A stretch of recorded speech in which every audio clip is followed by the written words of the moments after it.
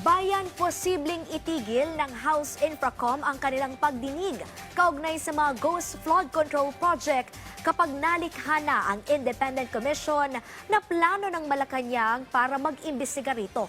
Ang detalye sa ulat ni Noel Talakay. Posibleng ihinto ang pagdinig ng Infracom ng mababang kapulungan sakaling maglabas ng executive order ang Malacanang na bubuo ng isang independent commission na mag-iimbestiga sa mga anomalya, substandard at ghost project ng mga flood control project ng Department of Public Works and Highways o DPWH. It's a joint decision by the Senate and the House to take a step back, to suspend proceedings, and to refer everything to the Independent Commission. But I think very important po na it is undertaken jointly. Kasi yun na nga, hindi pwedeng Kongreso lang po yung umatras, hindi pwedeng Senado lang po yung umatras.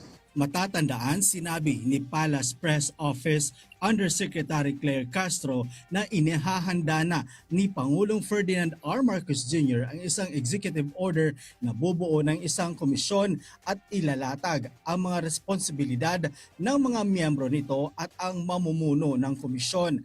Ayon naman kay Ridon, mas mainam na ito dahil alam naman anya ng mga mambabatas na nakakatanggap ng kritisismo ang ginagawa nilang pagdinig sa mga anomalya, substandard at ghost project ng mga flood control ng DPWH. Anya, para lang maresolba ito, ipaubaya na lang anya sa magiging independent commission na bubuuin ng Malacanang. Kailangan mo talaga nating tanggapin na pinupulaan naman ho yung parehong houses of Congress na talagang all of us are basically conflicted.